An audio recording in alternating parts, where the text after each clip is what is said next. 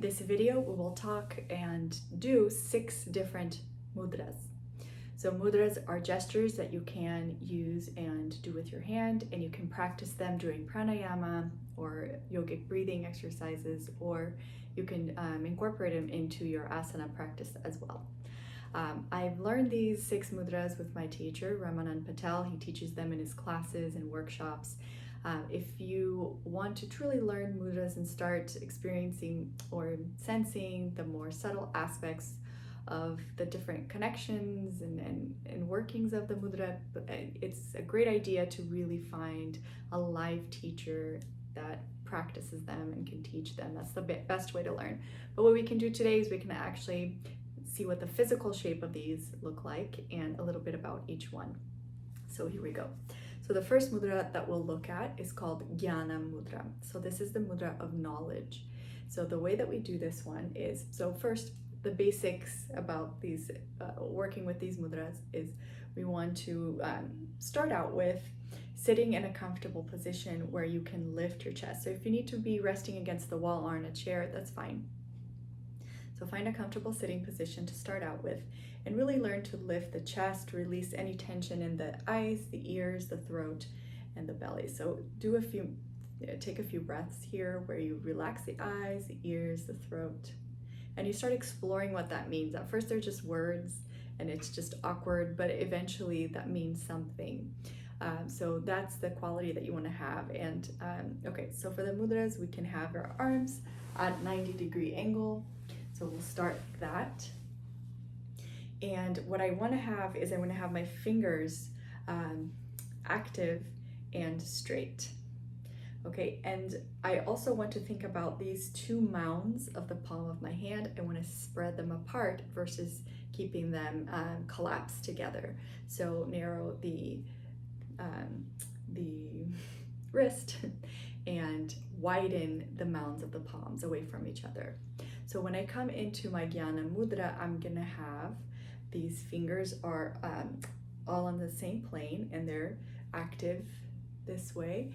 And then I want to create the best circle that I can. So this is my primary focus here. I'm creating the best circle that I can. I'm extending my arms out, and then I am separating the mounds of the hands away from each other. So there's a lot going on. So you can see just in this, there's a lot of physical benefits that you get in the hands and all the way through the shoulder. You can really work at different shoulder issues and start working in the physical aspect of the mudra that in itself is great. So one word about the connection here, we're gonna have the thumb meet with the index finger, and as you can see here, the thumb has a little bit of a push. So it's not they're not joined together like this. The index finger is a little bit lower so that the thumb is pushing the index finger. So for this mudra, we have Arta, Kama, and Dharma. So Arta is your sense of security and your means to get security via having financial security or any kind of security. And Kama is the joy that you experience in life. Sometimes you say it's pleasure, the pleasure of eating good food or any kind of joy. And then we have Dharma, which are these pillars that uphold our actions. So we have, make sure that you get your security, that you have your fun, but make sure that Dharma is always bigger than these 2 so that they're in check. And then we have the ego represented by the index finger and the divine. So the divine is keeping the ego in check. All right, so here is Gyana Mudra. And you can practice this in pranayama, where you would have the hands wouldn't be so active, so you're not accumulating any tension. And if you practice it in a posture, in a regular yoga posture, they would be a little bit more active. Okay, so now we start with the next 5 mudras. They each represents a different element. So we have 5 elements, and these are the earth, water, fire, air, and space. So these 5 elements are represented in different quantities in everything that we come in contact with, including this body. So there's just different amounts of all of those elements. So we start with the first element, which is earth. And so we have the Pritvi Mudra, and we do it like this, right? So index finger in contact with the thumb, and again, we have a little bit of space. The thumb has a little bit of, it's a little bit above that finger, if you can see that. Okay, and then we want to have our fingers stretched outwards and active. Make this circle as accurate as possible, and then separate the mounds of the hand away from each other. So in Pritvi Mudra, we have, it connects to the Muladhara Chakra, which is the bottom chakra at the bottom of the torso. That's Muladhara. Connects to Pritvi, and it connects to the sense of smell. So smell, Pritvi, Muladhara Chakra. Okay, and we can also work with these mudras in a namaste position, but then you notice there's a little triangle there with my two ring fingers. So you want to keep that little triangle and keep this mudra. You can work like this or with the hands, or sometimes just with one hand, that's fine too. The next element that we work on is water, and water, we call it the Pritvi Mudra. I'm sorry, Pritvi was the one before. This is the Varuna Mudra. Okay, so Varuna Mudra is pinky finger to thumb and hands extended. So keep this integrity of the circle, move the mounds of the hands apart.